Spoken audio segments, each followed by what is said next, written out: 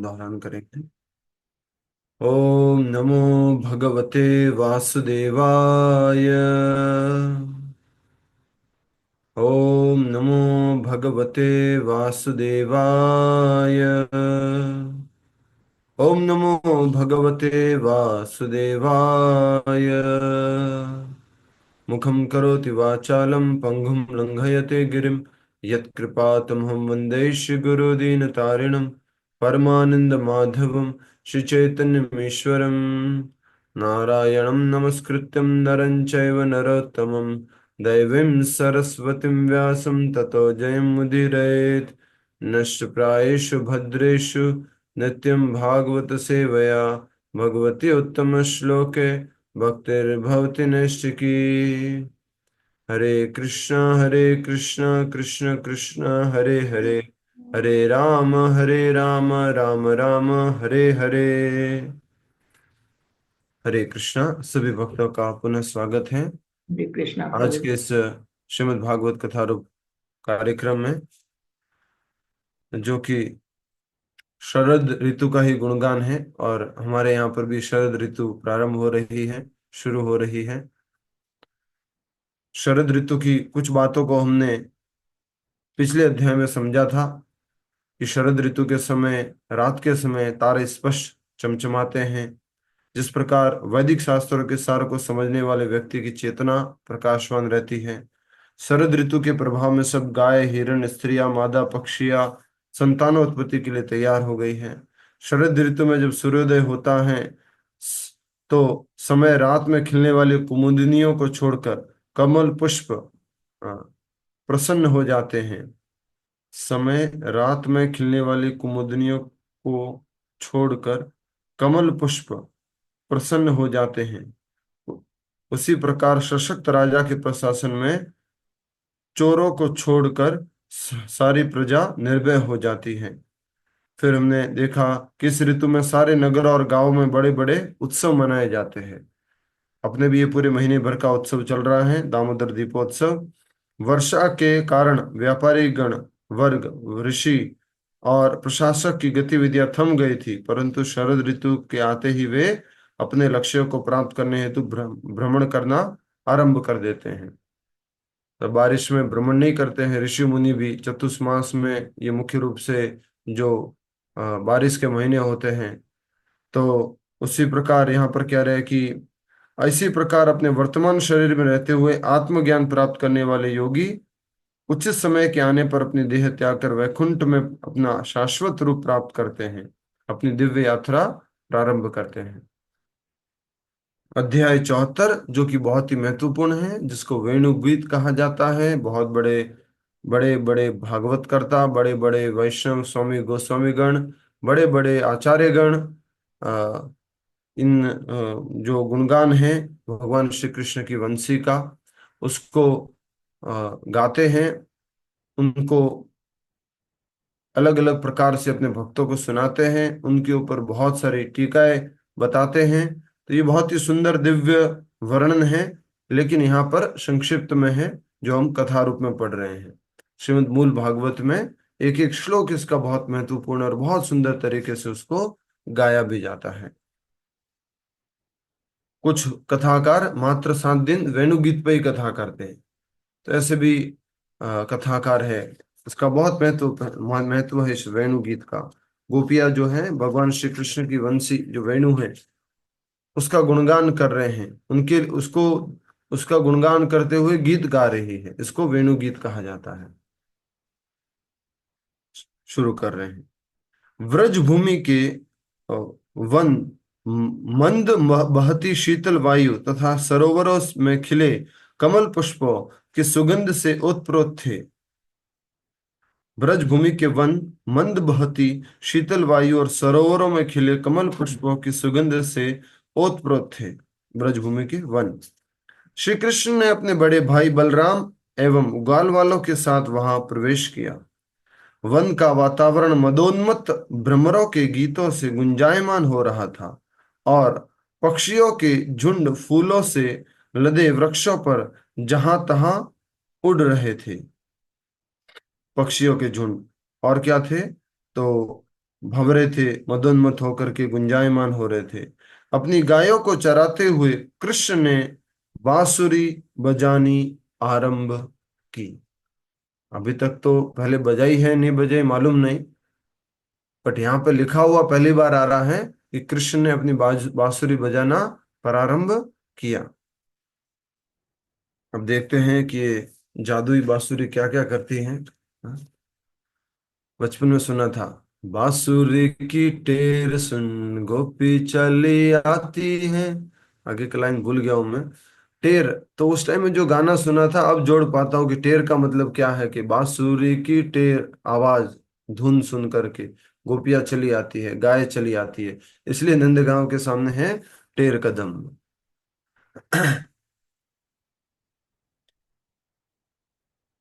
हम्म। अपनी गायों को चराते हुए कृष्ण ने बांसुरी बजानी आरंभ की। जब गोपियों ने कृष्ण की बांसुरी की ध्वनि सुनी तो उनके चित्त में कामदेव अपना प्रभाव डालने लगा। कुछ गोपियां अपनी सखियों से कृष्ण का गुणगान करने लगी और कुछ कृष्ण की लीलाएं सुनाने लगी। परंतु कामदेव ने उनके मनों को इस प्रकार झकझोर दिया था कि वे अधिक समय तक अपनी कथा जारी नहीं रख पाई और इसलिए चुप हो गई। तो मुख्य रूप से बात ध्यान रखेंगे कि अभी भगवान की आयु लगभग कितनी है? 6 से 7 वर्ष। 6-7 साल प्रभु जी। 6 और 7 साल के बीच में है लगभग। ठीक है, 6.5 पौने 7 वर्ष की उम्र है भगवान की। और भगवान गैया चरा रहे हैं। पहले बछड़े चराते थे, फिर गैया चराना शुरू किया है। यहाँ पे दो प्रकार की गोपियों का वर्णन है। एक तो जो है उम्र में अधिक गोपियां है, मैरिड गोपियां हैं, और एक जो है कुंवारी गोपियां हैं। तो यहाँ पर जो बांसुरी की टेर है, बांसुरी की धुन है, जो गोपियां सुन रही है वो अनमैरिड गोपीज हैं। जब भगवान श्री कृष्ण गैया चरा रहे हैं, ग्वाल वालों के साथ है, बलराम जी के साथ है, और एक वन से वो निकल रहे हैं, तो जो आप दर्शन कर रहे हैं, बहुत सुंदर दर्शन यहाँ पर पेंटिंग के माध्यम से बनाए गए हैं, जैसा वर्णन किया गया है। तो गोपियां जो है कृष्ण की कथा अपने अपने झुंडों में गाने लगी। कोई कृष्ण की कथा सुन रही है, कोई कृष्ण कथा गा रही है। फिर जो है अचानक से वो चुप हो जाती है, कृष्ण के प्रति बहुत आकर्षित होकर के। वन में प्रवेश करते समय श्री कृष्ण की छवि अत्यंत मनोहारी थी। खास करके किसमें प्रवेश कर रहे हैं? वन में, जब भगवान अपना महल, अपना नंदगांव छोड़ करके अपने वन की तरफ प्रवेश कर रहे हैं, तब सिर पर लगे मोर पंख। तो फिर से बार बार इस पॉइंट को दोहराया जाता है। कभी ये मत कहना कि भगवान श्री कृष्ण का जो रूप है किसी आदमी ने बना दिया, ये तो कहीं दिया हुआ नहीं है, ऐसा तो किसी ने देखा नहीं है। यहाँ पर स्वयं भागवत में वेद व्यास जी, सुखदेव गोस्वामी जी बता रहे हैं कि भगवान श्री कृष्ण का रूप कैसा है, कैसे दिखते हैं, क्या क्या धारण किया हुआ है। तो सिर पर लगे मोर पंख, कानों पर सजे कर्णिका के नीले फूल, कानों में फूल लगे हुए हैं, सोने जैसे चमचमाते पीत वस्त्र, और कंठ में सुंदर वैजंती माला से श्री कृष्ण नर्तकों में सर्वश्रेष्ठ नटराज दिख रहे थे। इतना ही नहीं, उन्होंने संपूर्ण वन को अपने चरण चिन्हों से सुशोभित कर दिया। एक और वे अपनी बांसुरी को अपने अधरामृत से भरने लगे और दूसरी ओर उनके मित्र उनकी कीर्ति गाने लगे। तो बांसुरी कैसी होती है? खाली या फिर भरी हुई? काली। खाली होती है प्रभु जी। हाँ, अर्थात इसमें कुछ होता नहीं है, होलो होती है और निवायु होती है, आकाश होता है, लेकिन बांसुरी खाली है। तो कहा जा रहा है कि भगवान श्री कृष्ण का सुंदर वर्णन किया गया। सिर पे मोर पंख हैं, कानों में कर्णिका के पुष्प जो है वो सजे हुए हैं, सोने जैसे जब चमचमाते उनके पीत वस्त्र हैं, कंठ में सुंदर वैजंती माला है। वैजंती माला किसे कहते हैं?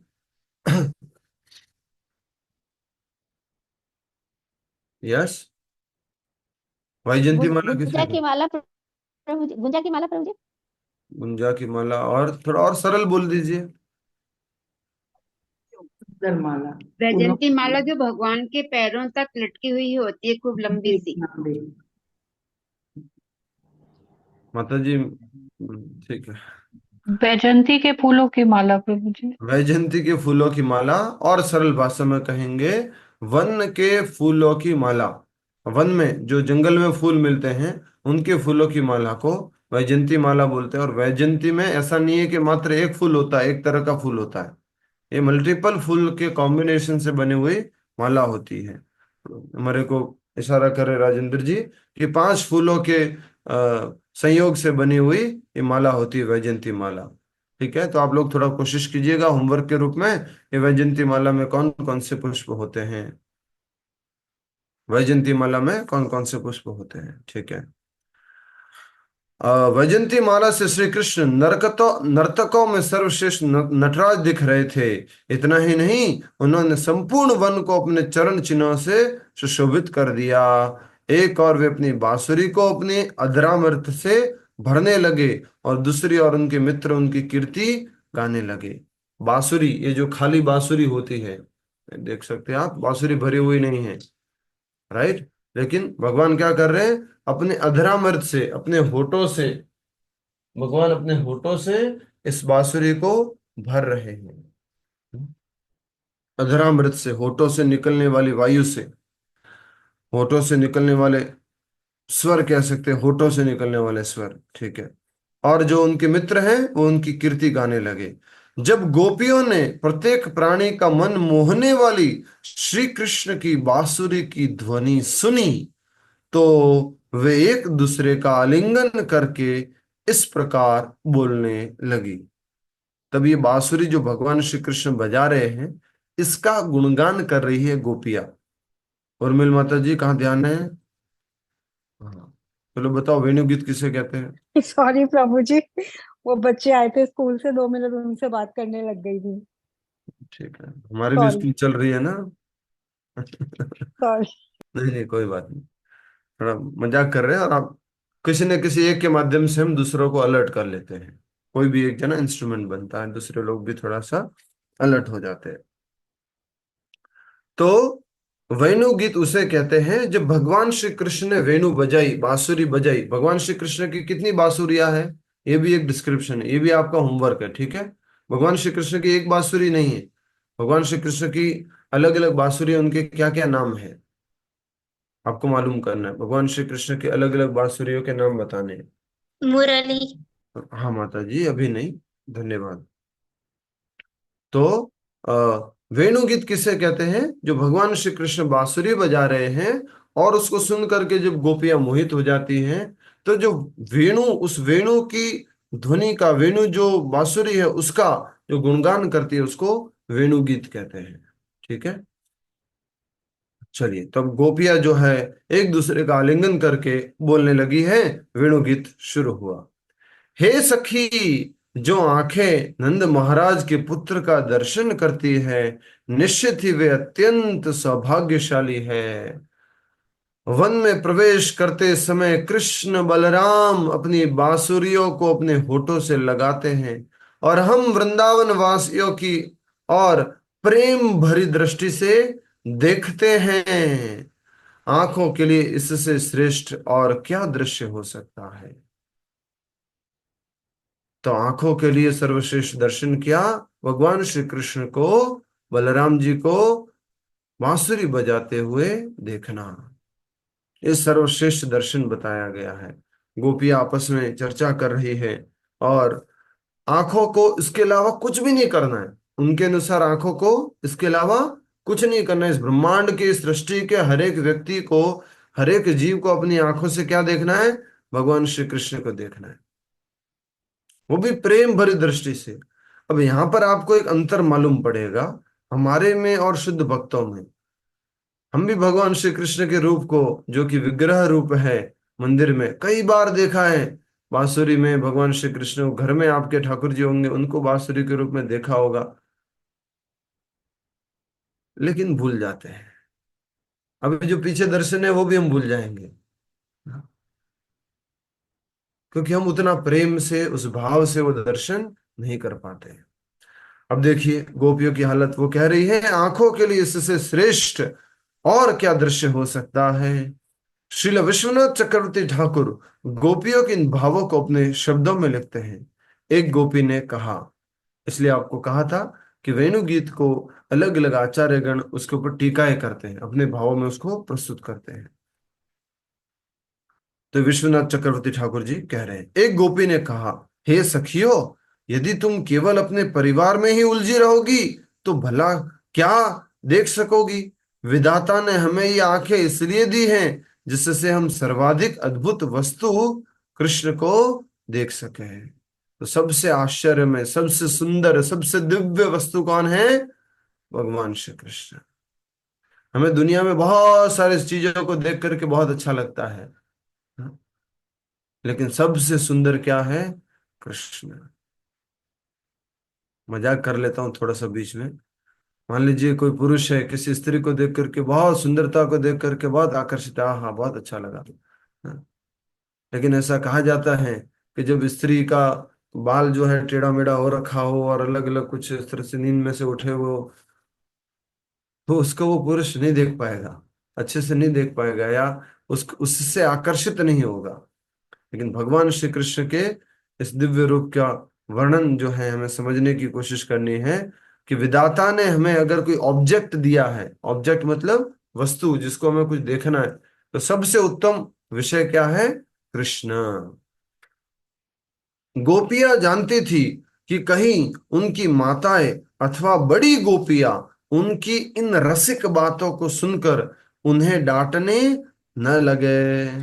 ये गोपियां कौन सी है? यंगर गोपीज है, जो युवा गोपीज है, कन्या गोपीज है। तो या तो बड़ी गोपियां या उनकी माताएं उनकी बातें सुनकर उनको डांटने न लगे, इसलिए उन्होंने आगे कह दिया, क्योंकि देखा जाए तो केवल कृष्ण हमारे ही नहीं अपितु सृष्टि के प्रत्येक व्यक्ति के चरम लक्ष्य हैं। इस एवं आने वाले प्रत्येक पद को भिन्न भिन्न गोपी ने कहा, अलग अलग गोपी बोलेगी आगे। तो यहां पर कभी कभी बात को ढकने के लिए कोई सुन न रहा हो या मालूम पड़ा कोई सुन लिया हो, तो गोपियों ने ये तरीका अपनाया है विश्वनाथ चक्रवर्ती ठाकुर के अनुसार। क्या बोलना? तो ये चाह रही है कि बस हमारी आंखें कृष्ण को देखती रहे, बस हमारी आंखें कृष्ण को देखती रहे। लेकिन फिर बाद में ऐड क्या करती है? बस हमारी आंखें कृष्ण को देखती रहे और संसार के हर व्यक्ति को कृष्ण को ही देखना चाहिए बस। समझ में आया आपको कैसे उन्होंने इस प्रकार से कवर किया है अपनी बात को? और हाँ, सबके लिए, मतलब कृष्ण सबके लिए है। कहना चाहती है कि कृष्ण हमारी आंखों के ऑब्जेक्ट है। गोपियों ने कहा, कृष्ण और बलराम ने अत्यंत मनोहारी वेशभूषा पहनी है और स्वयं को मोर पंखों, कमल के फूलों, कुमुदनियों, आम की नई पत्तियों तथा कलियों के गुच्छों से सजाया हुआ है। इस प्रकार ग्वाल वालों के बीच वे अत्यंत चित्ताकर्षक प्रतीत हो रहे हैं। वे दोनों नृत्य मंच पर प्रकट हुए दो नटराज जैसे दिखते हैं। कौन है ये? कृष्ण और बलराम। देखो बहुत सुंदर ये वर्णन है, ऐसा दर्शन हो तो फिर से करा सकते हैं। मोरपंख, कमल के फूल, कुमुदनिया, आम की पत्तियां, कलियों के गुच्छे से अपने आप को भगवान ने सजाया हुआ है, मनोहारी वेशभूषा धारण की हुई है।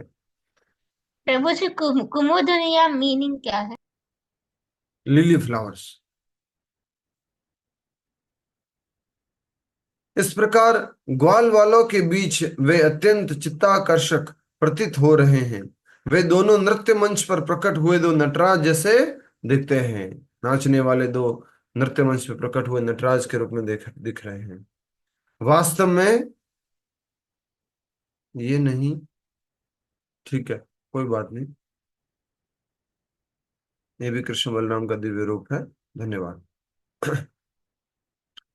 आगे बढ़ते हैं। वास्तव में गोपियों की इच्छा थी कि वे छिपकर वन में जाए और कृष्ण एवं बलराम को उनके मित्रों के साथ नाचते और गाते हुए देखे। पिछले अध्याय में हमने देखा था कृष्ण बलराम क्या करते थे? नाचते थे, गाते थे। तो गोपियां कह रही है कि हम भी वन में जाए, मन में इच्छा है उनके, और हम कृष्ण और बलराम को नाचते हुए देखें। परंतु चूंकि वे ऐसा नहीं कर सकती थी, इसलिए उत्कट प्रेमवश ये गीत गाने लगी। बहुत ही दिव्य प्रेमवश ये गाना गा रहे हैं। ये अलग अलग प्रकार की भगवान श्री कृष्ण की लीलाओं का वेणु वादन का वर्णन कर रही है। अगली गोपी बोल रही, अलग अलग गोपियां हैं ये। अरे सखियो, वास्तव में कृष्ण के होठों की मधुरता पर हमारा अधिकार है, परंतु इस बांसुरी ने निश्चित ही बहुत पुण्य कमाए होंगे, जिसके फलस्वरूप इसे कृष्ण के अधरों की मधुरता का पान करने का सौभाग्य प्राप्त होता है।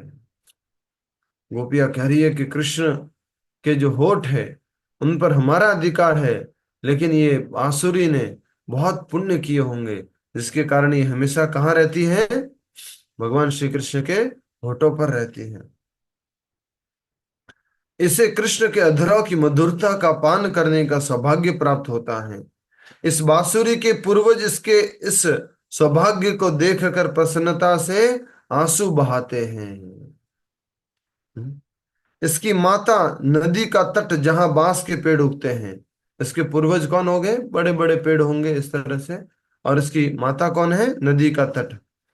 आनंद का अनुभव करती हैं, और उसके अंदर उग रहे कमल के फूल वास्तव में उसके शरीर पर खड़े रोंगटों के समान है। माता भी बहुत प्रसन्न हो रही है। क्यों प्रसन्न हो रही है बोलो? किसकी माता प्रसन्न हो रही है? पूर्विका माता जी, पूर्विका माता जी, पूर्विका माता जी। बांसुरी की माता। कौन है? बड़े बड़े पेड़। यस, नदी का तट। नदी का तट प्रभु जी। हाँ, नदी का तट। तो बांसुरी की माता भी बहुत प्रसन्न है, और प्रसन्नता को किस रूप से वर्णन किया गया है कि जो कमल के पुष्प है वो उनके रोंगटे के समान है जो खड़े हो रहे हैं।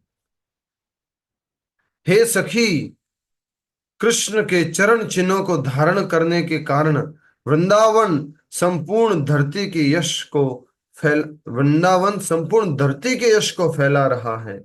वृंदावन में श्री कृष्ण नंगे पैर ही भ्रमण करते हैं, और इसलिए वहां की धरती वैकुंठ से भी अधिक यशस्वी है, जहां भगवान विष्णु पादुका पहनते हैं। वैकुंठ में तो भगवान पादुका पहनते हैं, लेकिन यहाँ पर गोलोक वृंदावन में, वृंदावन धाम में भगवान क्या नहीं पहनते?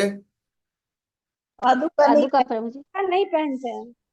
आज भी भगवान श्री कृष्ण के बहुत सारे भक्त ऐसे हैं कि वृंदावन पहुंचते ही चप्पल साइड में उतार देते हैं।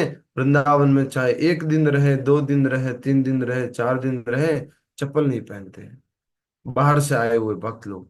और कुछ भक्त लोग जो वृंदावन में ही रहते हैं, वो भी ऐसे हैं जो कभी वृंदावन में चप्पल धारण नहीं करते हैं।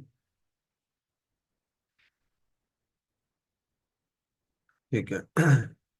श्री कृष्ण की बांसुरी की ध्वनि सुनकर मोर मदमस्त हो नाचते हैं, और जब गोवर्धन के शिखर से अत्यंत अन्य प्राणी इस दृश्य को देखते हैं तो वे स्तब्ध रह जाते हैं। बांसुरी की ध्वनि सुनकर मोर मदमस्त हो रहे हैं, और बाकी जब प्राणी देखते हैं, जीव जंतु देखते हैं, तो वो भी स्तब्ध रह जाते हैं कि बांसुरी बजाते ही मोर नाचने लगते हैं। श्रील विश्वनाथ चक्रवर्ती ठाकुर इस व्याख्या में लिखते हैं, मोरों ने कृष्ण से निवेदन किया, हे गोविंद, कृपया हमें नचाओ, और इसलिए कृष्ण अपनी बांसुरी बजाने लगे। सब मोर मिलकर कृष्ण की बांसुरी की ताल पर नृत्य करने लगे, और कृष्ण भी उनके बीच गाते हुए नाचने लगे। जब कृतज्ञतावश मोरों ने कृष्ण को अपने पंख भेंट स्वरूप दिए, और कृष्ण ने उन्हें स्वीकार करके अपनी पगड़ी पर लगा लिए, हिरण जैसे सौम्य पशु इस लौकिक तमाशे का पूरा आनंद लेने के लिए दौड़कर पर्वत की चोटी पर चले गए, जिससे उन्हें इस खेल की अच्छी झांकी मिल सके। तो मोर नाच रहे हैं। फिर मोरों ने भगवान श्री कृष्ण का, जब भगवान श्री कृष्ण ने मोरों का निवेदन जो स्वीकार किया था, मोरों का निवेदन क्या था? मोरों ने क्या निवेदन किया था? अपने पंख उनको दिए थे ताकि निवेदन क्या किया कि था? कि वो बांसुरी नाचने बजाए का ताकि वो नाच। आओ। हाँ, बांसुरी बजाओ, बजाओ तो हम नाचेंगे। और कृष्ण ने बांसुरी बजाई, मोर नाचे, फिर वो प्रसन्न होकर के अपने मोर पंखों को भगवान श्री कृष्ण को कृतज्ञतावश भेंट स्वरूप उनको देते हैं। और भगवान श्री कृष्ण क्या करते हैं, उस भेंट को अपने सिर पर लगा लेते हैं। पगड़ी पे लगा लेते हैं। दो बातें यहां पर समझने की आती हैं। पहली बात तो ईश्वर परम कृष्ण, परम ईश्वर भगवान श्री कृष्ण। मोर कहता है कि बांसुरी बजाओ ना, तो भगवान श्री कृष्ण क्या करते हैं, बांसुरी बजाते हैं मोर के कहने पर। कौन, परम पुरुषोत्तम भगवान श्री कृष्ण मोर के कहने पर बांसुरी बजा रहे। तो भगवान श्री कृष्ण हर किसी के, हर किसी की इच्छा को पूरा करते हैं, हर किसी की बात को सुनते हैं। दूसरी बात क्या है कि ठीक है ना, बांसुरी बजा दी, उसके बाद मोर ने क्या दिया, गिफ्ट दिया। गिफ्ट क्या था, उसके ही शरीर का कुछ सुंदरता का एक पंख था, वो दे दिया, पंख दे दिया। लेकिन भगवान ने उस गिफ्ट को क्या किया, अच्छे से स्वीकार करके अपने सिर के ऊपर लगा लिया। भगवान ने ऐसे नहीं किया कि चलो ठीक है ओके थैंक यू, फेंक दिया, सिर पे लगा दिया। सम्मान दिया उनके गिफ्ट को। तो हिरण जो है ये सब देखने के लिए पहाड़ पर, पर्वत की चोटी पर चले गए और इस खेल को अच्छे से देख सके, उन झांकी को अच्छे से देख सके। निम्न योनियों में जन्म लेने वाले ये हिरण धन्य है, गोपी बोल रही है। निम्न योनियों में जन्म लेने वाले हिरण धन्य है, क्योंकि ये नंदन नंदन कृष्ण के दर्शन हेतु इतने उत्कंठित है। और जरा देखो हिरण और हिरणियां कितने प्रेम और स्नेह भरी दृष्टि से भगवान की पूजा कर रही है। ये तो कितने भाग्यशाली हैं कि ये तो ऊपर चले जाते हैं और भगवान श्री कृष्ण के इस दर्शन को कर लेते हैं, और बहुत उत्कंठित है दर्शन करने के लिए। हरि बोल, वेरी गुड। तो कितना उत्कंठित है और स्नेह भरी दृष्टि से भगवान को देख रहे हैं और उनकी पूजा कर रहे हैं। आचार्य गण गोपियों की भावनाओं को लिखते हैं। देखिए हर एक गोपी के भाव को आचार्य ने यहाँ पर अपनी टीका द्वारा समझाने का प्रस्तुत किया है। चूंकि हिरण श्री कृष्ण से अत्यंत प्रेम करते हैं, इसलिए उन्हें यह देखकर अत्यधिक प्रसन्नता हुई कि उनकी पत्नियां भी श्री कृष्ण से इतनी आकर्षित है।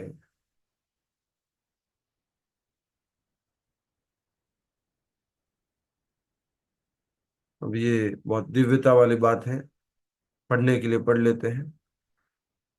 चूंकि हिरण श्री कृष्ण के से अत्यंत प्रेम करते हैं, चूंकि हिरण श्री कृष्ण से अत्यंत प्रेम करते हैं, हिरण, ठीक है, इसलिए उन्हें यह देखकर अत्यधिक प्रसन्नता हुई कि उनकी पत्नियां भी श्री कृष्ण से इतनी आकर्षित है। हिरण भी प्रेम करते हैं और हिरण देख रहे हैं कि कौन प्रेम करती है दूसरी, और कौन है, हिरनिया। हिरणिया। वो भी बहुत भगवान श्री कृष्ण को प्रेम करती है और भगवान श्री कृष्ण को देखकर इतनी आकर्षित है। दूसरी ओर हमारे पति श्री कृष्ण से इतना द्वेष करते हैं। ये कौन बोल रही है, गोपियां। उन गोपियों के भाव को प्रस्तुत कर रहे हैं आचार्यगण कि दूसरी ओर हमारे पत्नी, सॉरी, दूसरी ओर हमारे पति श्री कृष्ण से इतना द्वेष करते हैं कि वे उनके शरीर की गंध तक सहन नहीं कर पाते। इसलिए हमारे जीवित रहने का भला क्या लाभ है। हमारे पति तो बिल्कुल भी निष्ठुर है और भगवान श्री कृष्ण को देखना तो दूर, उस उनके शरीर की सुगंध को भी सूंघना नहीं चाहते हैं। ऐसा हमें जीवन जीने का क्या लाभ है। हिरण हिरण जब जब देख रहे हैं कि हिरनिया आकर्षित हो गई है, तो हिरण को क्या हो रहा है, प्रसन्नता हो रही है। लेकिन हमारे पतिदेव देखते हैं कि हम आकर्षित हो रहे तो हमारे को डांटते हैं, हमारे को कृष्ण से दूर होने को बोलते हैं, हमारे को कृष्ण के पास नहीं जाना ऐसा बोलते हैं, कृष्ण की बांसुरी नहीं सुनना ऐसा बोलते हैं। तो ऐसे जीवन का क्या लाभ। ठीक है। श्री कृष्ण के सुंदरता तथा गुण सब स्त्रियों के लिए मानो एक महोत्सव के समान थे। यहाँ तक कि उनके रूप को देखकर तथा उनकी बांसुरी की धुन सुनकर वायुयानों में यात्रा कर रही देवताओं की पत्नियां भी कामदेव के बाणों से हताहत हो जाती थी। भगवान श्री कृष्ण इतनी सुंदर बांसुरी बजा रहे हैं कि ऊपर से एरोप्लेन से जब देवताओं की पत्नियां जा रही हैं तो वो भी बांसुरी की धुन को सुन करके आकर्षित हो जाती है। ठीक है। उनका मन इतना अधिक विचलित हो जाता कि उनके बालों में सजे फूल गिरने लगते और उनकी उनकी वस्त्र उनके वस्त्र उनकी वस्त्र ढील पड़ जाते उनके वस्त्र ढीले पड़ जाते। श्री कृष्ण की बांसुरी की ध्वनि संपूर्ण ब्रह्मांड में फैल जाती। वास्तव में गोपियां आकाश में विचरण कर रहे देवताओं को देख पाती थी। उन्हें देखकर वे अपने दुर्भाग्य पर और अधिक शोक करने लगती। एक और उनके पति उन्हें कृष्ण के पास जाने से रोकते थे और यहाँ देवगण स्वयं अपनी पत्नियों को कृष्ण का दर्शन करवाने के लिए ला रहे थे। हमारे पति तो हमें जाने नहीं देते कृष्ण के पास, कृष्ण से दूर करते हैं, लेकिन यहाँ देखो कि देवता गण भी अपनी पत्नियों को कृष्ण के दर्शन करवाने के लिए लाते हैं। तो अपने दुर्भाग्य को कोसती थी। अपने कानों को बड़े कटोरों के समान फैलाकर गायें कृष्ण की बांसुरी से बहते अमृत को पीने लगी। गायें अपने कान को कैसे कर देती थी? कटोरों के समान की, और बड़ा या फिर और सुन पाए उस तरह से। अपने कानों को बड़े कटोरों के समान फैलाकर गाय कृष्ण की बांसुरी से बहते अमृत को पीने लगी। बछड़े के मुख अपनी माताओं के थनों को पी रहे थे। अब यहाँ एक महत्वपूर्ण बात है जो समझने की है कि मात्र अनमैरिड गोपी नहीं, मैरिड गोपी भी है जो यहाँ पर भगवान श्री कृष्ण की बांसुरी से, उनकी दिव्य इस लीला से आकर्षित हो रही है। मात्र गोपियां ही नहीं, हिरण भी आकर्षित हो रहे हैं। मात्र हिरण नहीं, मोर भी आकर्षित हो रहे हैं। मात्र मोर ही नहीं, देवताओं की पत्नियां आकर्षित हो रही हैं। मात्र देवता ही नहीं, गायें भी आकर्षित हो रही हैं। तो इस भाव को हमें समझना होगा, ये कोई भौतिक स्तर का आकर्षण नहीं है।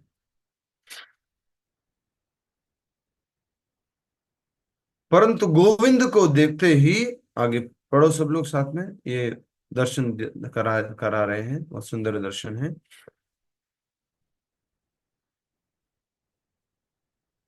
अपने कानों को बड़े कटोरों के समान फैलाकर गाय कृष्ण की बांसुरी से अपने अमृत को पीने लगी, बहते अमृत को पीने लगी। बछड़े के मुख अपनी माताओं के थनों को पी रहे थे, परंतु गोविंद को देखते ही वे स्तंभित रह गए और अपनी अश्रुपूरित नेत्र से भगवान को देखते हुए अपने हृदय में उनका आलिंगन करने लगे।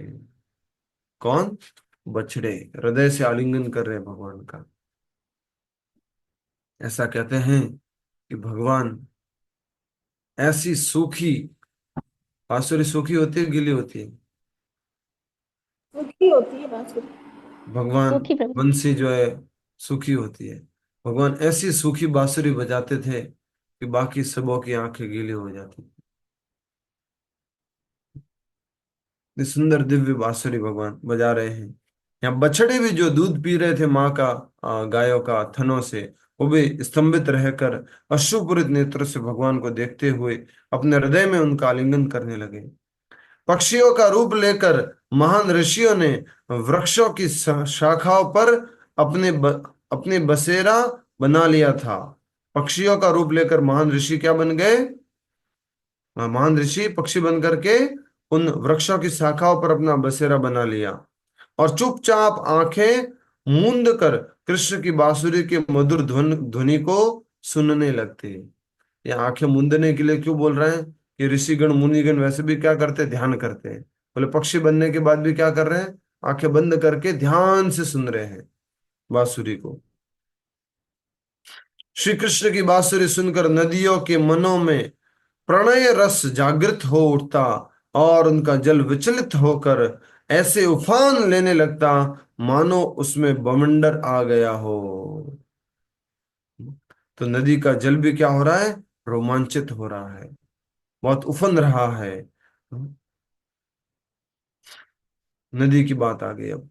ये सब कहकर वास्तव में गोपियां कहना चाहती थी, यदि इतने सारे लोग श्री कृष्ण के प्रति प्रेम में विवल हो रहे हैं, तो फिर उसने सॉरी उनसे प्रेम करने के लिए हमें क्यों उल्हाना दिया जा रहा है। हमें क्यों उल्हाना दिया जा रहा है, हमें क्यों मना किया जा रहा है। मीना मीना माता जी बताएंगे, अहमदाबाद से बहुत समय बाद ज्वाइन किए हैं, कि गोपियां क्या कह रही है, हमें क्यों उल्हाना दे रहे हो, मतलब क्या। तो मतलब कि हिरण और हिरणी भी उनके दर्शन कर पा रहे हैं, और अ, अ, मोर भी मतलब यस, बिल्कुल सही कहा आपने। कह दूसरी रहे बात हैं है। कि श्री कृष्ण की बांसुरी सुनकर नदियों के ठीक ये सब कहकर वास्तव में गोपियां कहना चाहती थी, यदि इतने सारे लोग, नदियां, गाय, हिरण, हिरनिया, मोर और ऋषिगण, ऋषि, ऋषिगण, पक्षी, देवताओं की पत्नियां। देवताओं की पत्नियां, अगर सब बछड़े। बछड़े सब अगर आकर्षित हो रहे हैं, तो हमें क्यों उल्हाना दिया जाता है। फिर उनसे प्रेम करने के लिए हमें क्यों उल्हाना दिया जाता है कि उस बांसुरी वाले से प्रेम मत करो।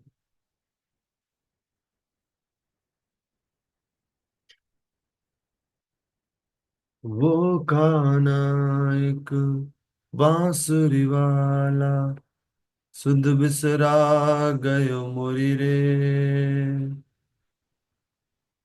पुराने भजन कुछ अर्थ वाले ऐसा होते थे।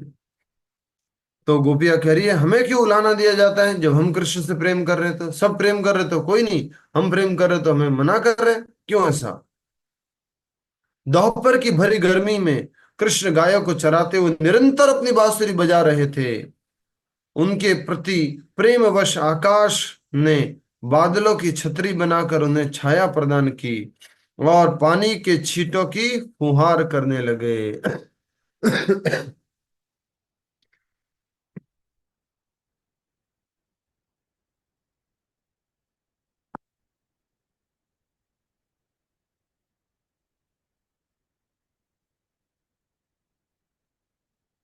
तो बादल जो है छतरी बनकर आ गए और क्या करने लग गए। पानी की छींटों की फुहार करने लगे। हाँ, बारिश करने लग गए, हल्की हल्की फुहार। वृंदावन के आसपास रहने वाली आदिवासी स्त्रियों ने जब घास को केसर से अंकित देखा, तो उनके चित्त काम वासना से विचलित हो गए। वह केसर गोपियों के स्तनों पर लगा हुआ था, और जब गोपियों ने कृष्ण के चरण कमल अपने स्तनों पर रखे, तो उस केसर से वे लाल हो गए, और फिर कृष्ण के चरण कृष्ण के चरणों पर लगे उस केसर ने धरती को लाल कर दिया। कृष्ण की ओर देखते हुए वे कामुक आदिवासी आदिवासी युवतियां उस केसर को उठाकर अपने चेहरे एवं स्तनों पर लगाने लगी। जब इन युवतियों जब इन युवतियों के प्रेमी इनके स्तनों का स्पर्श करते थे, फिर भी वे संतुष्ट नहीं होती थी, परंतु कृष्ण के चरणों के केसर को अपने स्तरों पर लगाने से आज वे पूरी तरह संतुष्ट हो गई। ये दिव्य लीला है, इसको हम जस्ट पढ़ करके आगे बढ़ेंगे। हे सखियों, भगवान हरि के सब भक्तों में यह गोवर्धन पर्वत सर्वश्रेष्ठ है। यह पर्वत कृष्ण बलराम उनके मित्रों तथा गायों की सब आवश्यकताओं की पूर्ति करता है। तो गोवर्धन को क्या कहा गया है, हरि हरिदास वरया, हरिदास वरया, हरि के दासों में सर्वश्रेष्ठ। गोवर्धनो में दिसटाम विष्टम हरिदास वरया। याद रखना, गोवर्धन का एक और नाम क्या है, हरिदास वरया। हे सखियों, भगवान हरि के सब भक्तों में यह गोवर्धन पर्वत सर्वश्रेष्ठ है। यह पर्वत कृष्ण बलराम उनके मित्रों तथा गायों की सब आवश्यकताओं की पूर्ति करता है। यह उन्हें पीने के लिए पानी, खाने के लिए हरी घास, ठहरने के लिए गुफाएं, फल फूल तथा सब्जियां देता है। इस प्रकार यह पर्वत हर प्रकार से भगवान की सेवा करता है। श्री कृष्ण और बलराम के चरण कमलों के स्पर्श से गोवर्धन अत्यंत हर्षित है, बहुत खुश है। बोल रहे कि आदिवासी स्त्रियां भी खुश हैं, गोवर्धन भी खुश हैं, देवताओं की पत्नियां भी खुश हैं, गायों के बछड़े भी खुश हैं, गाय भी खुश है, हिरण भी खुश है, हिरनिया भी खुश है, मोर भी खुश है। सब अत्यंत हर्षित है भगवान श्री कृष्ण के चरण कमलों के स्पर्श से, भगवान श्री कृष्ण की दिव्य लीला को देख करके। श्रील विश्वनाथ चक्रवर्ती ठाकुर गोवर्धन पर्वत के ऐश्वर्य का निम्नलिखित वर्णन करते हैं। झरने कृष्ण को पीने के लिए शीतल जल देते थे और इसके साथ ही गोवर्धन उन्हें शहद तथा आम और पीलू जैसे फलों का रस भी देता था। गोवर्धन जो है भगवान को बहुत अलग अलग प्रकार के फलों को अर्पण करता था और उनके फलों के रसों को भगवान श्री कृष्ण को देता था, और जो दिव्य झरने चल रहे हैं वो शीतल जल देते थे। कृष्ण बलराम और उनके मित्र गुफाओं में खेलते, बैठते और थक जाने पर विश्राम करते। अत्यधिक गर्मी, सर्दी और वायु में ये गुफाएं उन्हें आश्रय देती थी। गोवर्धन की गुफाएं जल पीने को, फल आदि रस पीने को। वन में गायों को चराते समय कृष्ण और बलराम अपने साथ रस्सियां खेल रखते। वन में गायों को चराते समय कृष्ण और बलराम अपने साथ रस्सियां रखते, जिससे दूध निकालते समय गायों की पिछली टांगों को बांधा जाता था। वन में ही दूध निकाल लेते थे। अच्छा जी। श्री विश्वनाथ चक्रवर्ती ठाकुर लिखते हैं कि ये रस्सियां पीले कपड़े की बनी होती थी और उनके दोनों छोरों पर मोतियों की गुच्छे लटके होते। कई बार कृष्ण और बलराम इन रस्सियों को अपनी पगड़ियों पर भी बांध लेते थे। वाह वाह वाह, क्या बात है। इस प्रकार गोपियां पूरी तरह कृष्ण के चिंतन में निमग्न हो गई। कृष्ण भावना भावित होने का यह उत्कृष्ट उदाहरण है कि हमें जैसे तैसे सदैव कृष्ण का स्मरण करना चाहिए। येन केन प्रकारेण मनः कृष्ण निवेशया। येन केन, लिखना वाले लिख लो, येन केन प्रकारेण, येन केन प्रकारेण मनः कृष्ण निवेशया। येन केन प्रकारेण मनः कृष्ण निवेशया। येन केन प्रकारेण मनः कृष्ण निवेशया।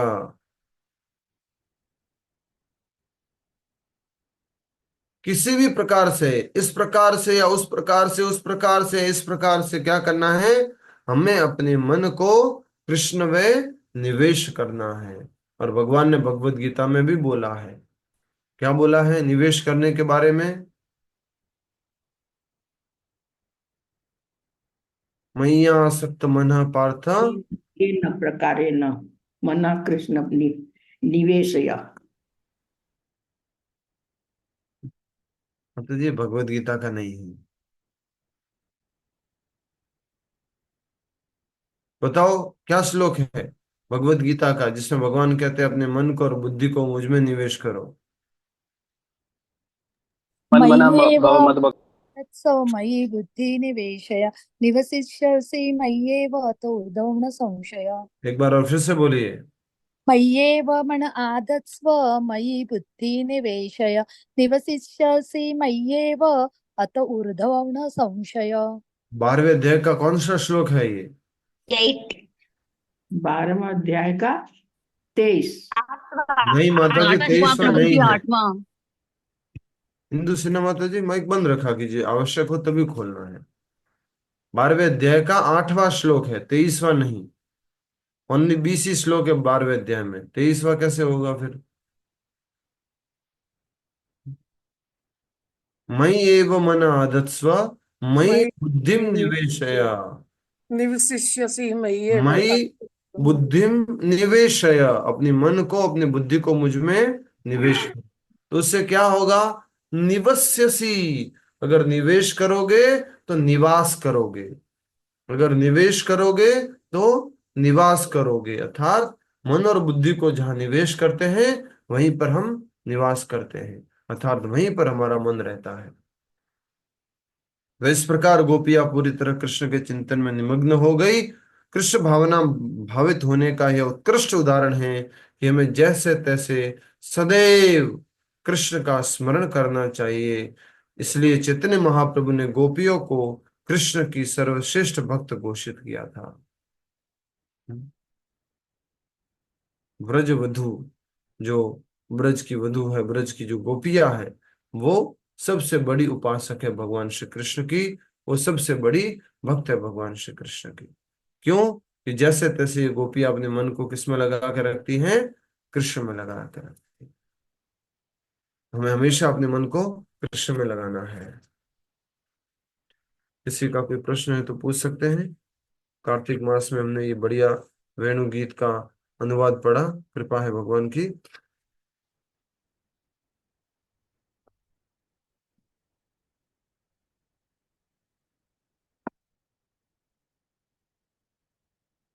कोई प्रश्न है किसी का?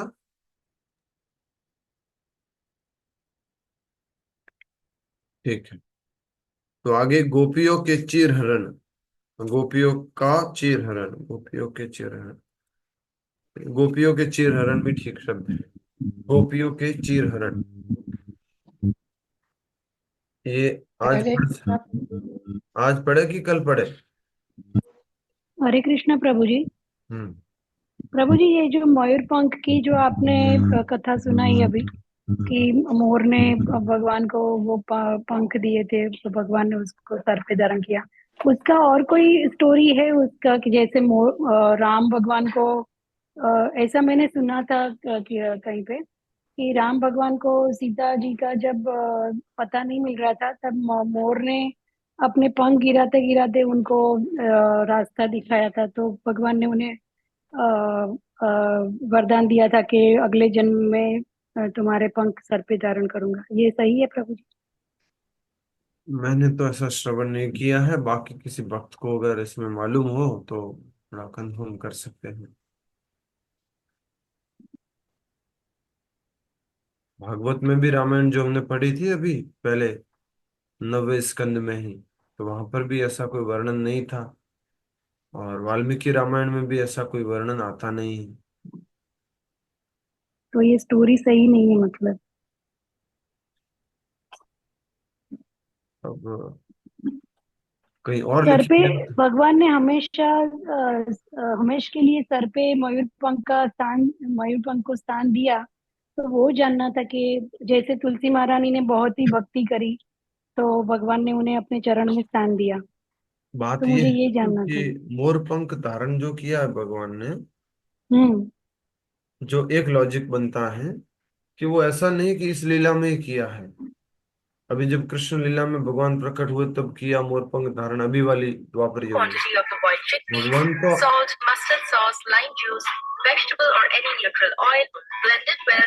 अंकिता जी, क्या नाम है? एन के कौन है ये? एन के कौन है? कृपया करके बताएंगे। हम भी थोड़ा मस्टर्ड सीड का और कुछ ब्लेंड करके कुछ भगवान को भोग चढ़ा पाते हैं। यस, गलती से माइक अनम्यूट होता है, उसमें मुझे कोई दिक्कत नहीं है कि गलती से माइक अनम्यूट हो गया। तो दिक्कत इसमें है कि आप सुनते कुछ और है, इसका मतलब है कि कुछ और सुन रहे थे। ठीक है, तो आ, भगवान श्री कृष्ण ओरिजिनल में आदि दिव्य रूप में भी हमेशा मोर पंख धारण करके रखते हैं। ऐसा नहीं कि इस बार द्वापर युग में भगवान जब आए और उससे पहले त्रेता युग में जब आए तब मोर ने कुछ सहायता की और तब भगवान ने उसको वरदान दिया और उसको धारण करना शुरू किया है। और ये जो मोर और मोरनी का कुछ उदाहरण देते हैं कि मोर पंख इसलिए धारण करते हैं क्योंकि मोर और मोरनी जो है वो संयोग नहीं करते हैं, ये भी उदाहरण गलत है, ये भी गलत है। ठीक है कि मोर आंसुओं से मोरनी को प्रेग्नेंट कर देता है, नहीं। और मोरनी में एक्चुअल में पंख जो है मोर को आते हैं, मोरनी को पंख नहीं आते हैं। जी प्रभु जी। कहीं और स्रोत मिले तो अवश्य बताइएगा जिससे कि हम लोग भी उसको अच्छे से समझ पाए। जी प्रभु जी, हरे कृष्णा। ठीक है, हरे कृष्णा। तो अभी हम सब लोग मिलकर के भगवान के महामंत्र का जप करेंगे। आज हमने वेणु गीत को अध्ययन किया है। फिर से आपको निवेदन करते हैं कि आप भी इसको दोबारा घर पे श्रवण करें और अध्ययन करें, और श्लोक से पढ़ना चाहे तो बहुत ही अच्छा होगा। और किस प्रकार से ये न किन प्रकारेण मनः कृष्ण निवेशया, कैसे अपने मन को कृष्ण में लगाए। आपकी वाइफ ने इंस्टा स्टोरी डाली है chole bhature hashtag yummy breakfast hashtag every chole bhature breakfast PG, इसलिए नाम से ज्वाइन करो, पूरा नाम से पीजी के नाम से ज्वाइन किया आपने। प्रभु अपन चलेंगे बेटा। हरे कृष्ण प्रभु। हाँ जी, हरे कृष्ण। प्रभु, मैं ये जानना चाह रहा था कि क्या मैं वृंदावन चंद्रोदय मंदिर में किसी तरह से दीपदान कर सकता हूँ क्या, यहीं बैठे बैठे मतलब करवा सकता हूँ क्या, ऐसे कोई प्राइज हो? हाँ, आप घर पे लाइव कीजिए ना, लाइव यूट्यूब चलता है, उस यूट्यूब लाइव आरती में आप कीजिए घर बैठे हुए। और हम जब वृंदावन जाएंगे तो आपकी तरफ से कर लेंगे। हाँ ठीक प्रभु, ठीक है। धन्यवाद। हम्म। आपकी भक्ति हमें बहुत प्रिय है। आप अपने शरीर इतना कमजोर रहते हुए भी इतना अच्छे से भक्ति कर रहे हैं, बहुत शुभ बात है, अच्छी बात। ठीक है, हरे कृष्ण। अरे प्रभु जी, मैं मंजू चौधरी बोल रही हूँ। मैं आपसे निवेदन कर रही हूँ, मेरे मन का भाव है तो आपके सामने अर्पित करना चाह रही हूँ। अनुमति है? कीजिए हरे माता जी। पब्लिकली करने वाला भाव हो तो पब्लिकली करना, नहीं तो मुझे फोन कर देना। ओके प्रभु जी, होगा। पब्लिकली करने वाला भाव है। मतलब मेरे मन में जो भाव हुआ है वो मैं प्रकट करना चाह रही थी आपके सामने। कीजिए, और प्रकट कीजिए माता जी। ओके प्रभु जी, थैंक यू। कितना बड़ा मैं भाव है। मतलब ये बोलना चाह रही हूँ प्रभु जी कि मेरे में कुछ भी ज्ञान नहीं है, मैं अज्ञानी हूँ। मुझे आपकी चरणों की धूली और कृष्ण की भक्ति की भक्तों की संगत मुझे आपसे प्राप्त हुई है और आगे चलने की मतलब श्रवण मिला है। मेरे को कुछ भी नहीं मालूम है कि क्या करना चाहिए क्या नहीं करना चाहिए। मैं काफी दिनों से भक्ति में लीन थी, लेकिन भौतिक संसार में इतनी व्यस्त थी कि आगे बढ़ने का कदम नहीं चला। आपके चरणों की धूली मिलने से, कृष्ण की भक्ति मिलने से, भक्तों की संगत मिलने से मुझे आगे बढ़ने का सौभाग्य प्राप्त हुआ है। और भक्ति भागवत गीता पढ़ने से, भागवत कथा स्वरूप पढ़ने से, आपके आशीर्वाद से मेरे और कुछ नहीं चाहिए। आपका मेरा आशीर्वाद चाहिए और शांति का प्रकाश चाहिए, अखंड ज्योति का दिव्य ज्ञान चाहिए मुझे। मुझे भौतिक संसार से निकलना है। किस प्रकार निकलूं मुझे कुछ नहीं मालूम है प्रभु जी। मुझे और कुछ भी नहीं चाहिए, आपका आशीर्वाद चाहिए। हरे कृष्णा प्रभु। कुछ हरे गलती हो, कृष्ण। चूक हो तो आप मुझे क्षमा कीजिएगा। जय प्रभुपाद, हरि बोल। मुझे आगे पहली बढ़ने बात, का। हरे कृष्ण हरे कृष्ण, धन्यवाद हरे माता जी। पहली बात तो ये है कि माता जी, मैं ना एक बढ़िया अच्छे घर में, टाइल्स वाले घर में रहता हूँ, तो न तो वहां धूल है, न है मेरे चरणों में कोई धूल है। आपका आशीर्वाद तो है तो प्रभु जी बहुत। धूल जो है वो प्रभुपाद जी के चरणों की हम सब अपने सिर पे लगाते हैं, उसी में हमारा कल्याण होगा। ये, हम प्रभुपाद जी की धूल को लेकर के आप तक पहुंचाते हैं, इतना सा काम करते हैं। भगवान श्री कृष्ण के आशीर्वाद को प्रभुपाद जी लेते हैं, प्रभुपाद जी के इस आशीर्वाद को हम आप लोगों तक पहुंचाने की कोशिश करते हैं। हम लोग कुछ भी नहीं है, जिस प्रकार से आपके ये भाव है उसी प्रकार के हमारे भाव हमारी ऑथोरिटी के प्रति होते हैं। सेम भाव इसी प्रकार से हम बोलते हैं हमारे ऑथोरिटी को कि प्रभु जी आपकी कृपा से हम जो हैं, हमारे जो सीनियर प्रभु जी है, मधु पंडित प्रभु जी है, चंचलापति प्रभु जी है, स्तोका कृष्ण स्वामी महाराज जी है, और भी जो बड़े बड़े प्रभु जीगण जिनकी सहायता से हम भक्ति में आए, तो उनके प्रति भी हमारे यही भाव रहते हैं कि प्रभु जी आपकी कृपा से, आपके वचनों के कारण हम आज भक्ति का अभ्यास कर पा रहे हैं, सोलह माला कर पा रहे हैं, मंदिर में रह रहे हैं, और कुछ प्रभुपाद जी के संदेश को दूसरों लोगों तक पहुंचाने की कोशिश कर रहे हैं।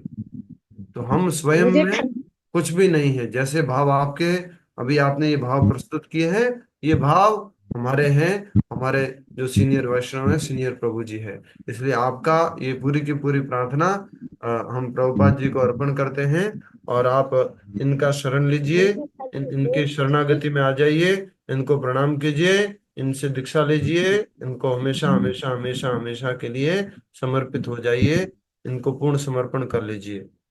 ये हमारे को भगवान के मुझे धाम लेके खाली जाएंगे, ये बैक टू गॉड एक लेके जाएंगे, ये गोलोक वृंदावन लेके जाएंगे प्रभुपाद जी। श्रील मुझे प्रभुपाद खाली की जय। मुझे कुछ नहीं चाहिए प्रभु जी, आपका आशीर्वाद से कोटि कोटि प्रणाम करती हैं आपको। हरे कृष्णा। हरे कृष्ण। भावुक मुझे नहीं होना मुझे है, ज्ञान ज्ञान के साथ हमें भाव आना है। ठीक है। हरे कृष्णा, अच्छी भावना है आपकी, हरे और कृष्ण हम प्रभु उनका सम्मान करते हैं। और इन भावनाओं को, जैसा कि हम बिछोलिए है, बिछोलिए का मतलब होता है इधर का लेकर के इधर देना, और उधर का लेकर के उधर देना। तो हम आपका लेकर के हम प्रभुपाद जी को अर्पण करते हैं, "हे गुरुदेव, कि आपको ये माता जी ये भाव प्रकट कर रहे हैं, और गुरुदेव ने जो दिया है वो हम आपको दे रहे हैं। मुझे तो खाली शुद्धता चाहिए बस, और कुछ नहीं चाहिए प्रभु जी सोलह बस। माला अच्छे से जप करो, प्रभुपाद जी के आदेश का पालन करो, घर में भोग जो लगा, भोग लगता हुआ ही भोजन प्राप्त करना है, तुलसी लगा करके प्रॉपरली भोग लगाना है। घर में प्रभुपाद जी के दर्शन होने चाहिए। घर में है प्रभुपाद जी है?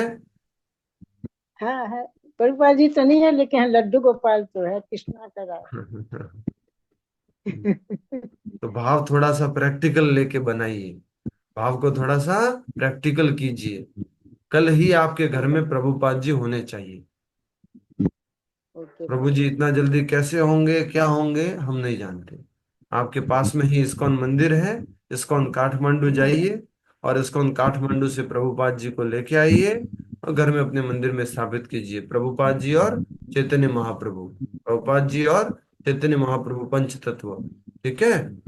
काठमांडू मंदिर, इस्कॉन मंदिर में ये भाव भाव में कितना मूल्य है, ये हमें तब मालूम पड़ेगा जब हम इसको प्रैक्टिकली करेंगे। ओके प्रभु जी। कल जब मैं पूरी क्लास के सामने आपसे पूछूं, माता जी प्रभुपाद जी आ गए, माता जी पंचतत्व आ गए, तो आपके मुख से सत्य किया हुआ निकलना चाहिए कि यस प्रभु जी मैं गई थी, और मैं प्रभुपाद जी को लेके आई हूँ वहां से। अगर वहां नहीं मिले तो फोटो प्रिंट आउट करवा के फ्रेम करवा देना। ओके प्रभु, इतना thank you he very much. ये हमारे भाव को प्रस्तुत करेगा। इसको कहते हैं कि वाणी का भाव नहीं, कर्म का भाव। अरे वाणी में भाव नहीं था, किसमें भाव था? कर्म में भी भाव था। ओके प्रभु जी बस आप तो सब कुछ है हमारे लिए, ऐसा है वैसा है। ठीक है भाई, बहुत बढ़िया, ठीक है। अच्छा ऐसा करो, अभी आज आप नौकरी पे मत जाओ, आज आप ड्यूटी मत करो, आज प्रभु जी के साथ प्रचार पे चलो। नहीं नहीं नहीं प्रभु जी, आज ऑफिस ऑफिस तो मुझे जाना पड़ेगा प्रभु जी, ऐसे नहीं हो सकता, क्या तो उस वाणी के भाव को थोड़ा प्रैक्टिकल लाइफ में भी लेके आना है। प्रभु जी ये हमारे पास बैठे हैं, दर्शन दे रहे हैं। ये हाँ बुक के रूप में है, पर आपकी पूजा रूप में होने आवश्यक है। जी हाँ। पुस्तक में तो है, ये तो अच्छी बात है, लेकिन इस जी तरह से प्रभुपाद जी के फ्रेम मिलते हैं, छोटे बड़े अलग अलग प्रकार के। हाँ ये जी, ये भी है। बहुत ये सारे के भक्तों के घर में तो हमने खुद ने जाके स्थापना की है और उनको गिफ्ट भी दिया है। आप लोग कृपया करके बहुत ऐसा सुंदर। लगता है जैसे मैं कोई टाइम पर रहती हूँ ना, भगवान के सामने बैठती हूँ, तो आपसे लगती है बैठे बैठे भगवान के सामने मैं आपसे कुछ बात कर रही हूँ, कृष्णा से बात कर रही हूँ।